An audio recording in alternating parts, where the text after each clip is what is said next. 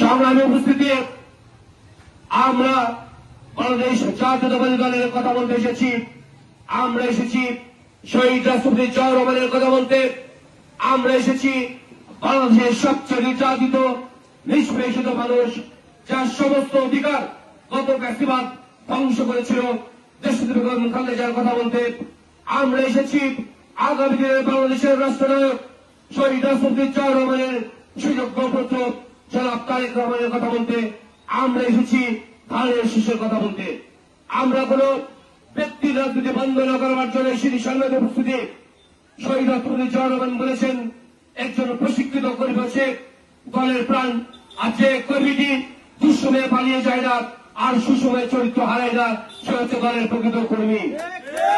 সংগ্রামী উপস্থিতি, বিগত ফ্যাসিবাদ বিরোধী আন্দোলনে যখন সমস্ত মানুষ গা ঢাকা দিয়েছিল, আপনার রাজপথকে আমরা প্রকম্পিত করেছিলাম, তখন আপনাদের এই অঞ্চলের একজন গর্বিত সন্তান জিয়া ভাইয়ের পরিবারের প্রত্যেকটি মিছিলেই আপনাদের যে অংশগ্রহণ করেছিল। এই জন্য আমি বলি, আপনারা দুঃসময়ে পালিয়ে যান নাই। আমি দৃঢ়ভাবে প্রত্যাশা করি, এখন সুসময়ে আমাদের বিএনপির কোন নেতা চরিত্র হারাবে না। আমার বিএনপির কোন নেতা কোন অন্যায়, কোন অপকর্ম, কোন চাঁদাবাজ, কোন মাদক কারবারির সাথে জড়িত থাকতে পারে না। জনাব তারেক রহমান বিএনপির আহত হয়েছেন। দেশের জনাব তারেক রহমান নিয়ে বিভিন্ন ষড়যন্ত্র হয়েছে। ওনার পাঁজরের 4টি হাড় ভেঙে দেওয়া হয়েছে। দীর্ঘ সময় উনি দেশের বাইরে রয়েছেন। বাংলাদেশ থেকে হাজার হাজার কিলোমিটার দূরে উনি অবস্থান করছেন, কিন্তু দিনভর তার মন পড়েছিল বাংলাদেশে। বাংলাদেশের সাধারণ মানুষের কিভাবে উন্নয়ন করা যায়, দলকে কিভাবে ঘোষণা যায়, উনি কাজ করছেন। একটি নিরাপদ, একটি সমৃদ্ধিশালী বাংলাদেশ নির্মাণের জন্য 31 দফা দিয়েছেন। উনি 31 দফা দিয়েছেন।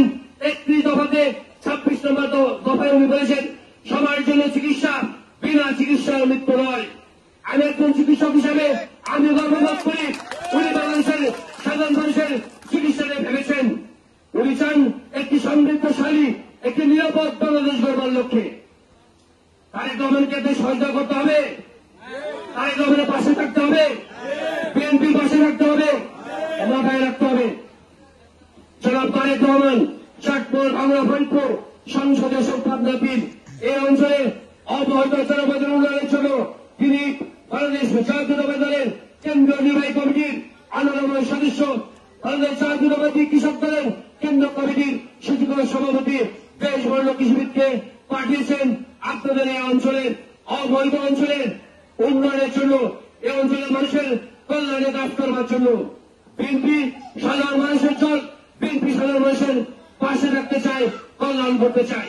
আমরা একমত, আগামী দিনে বিএনপির ভারপ্রাপ্ত চেয়ারম্যান জনাব তারেক রহমান, বিএনপির চেয়ারপারসন দেশনেত্রী বেগম খালেদা জিয়া যাকে ধানের শীষের নমিনেশন দিবেন, আপনারা তার মধ্যে কাজ করবেন। আমরাও চাই দল থেকে নমিনেশন দেবে, জনাব তারেক রহমান যাকে নমিনেশন দেবে, দেশনেত্রী বেগম খালেদা যাকে নমিনেশন দেবে, ধানের শীষের পক্ষে আপনারা কাজ করবেন, ধানের শীষের পক্ষে আপনারা কাজ করবেন।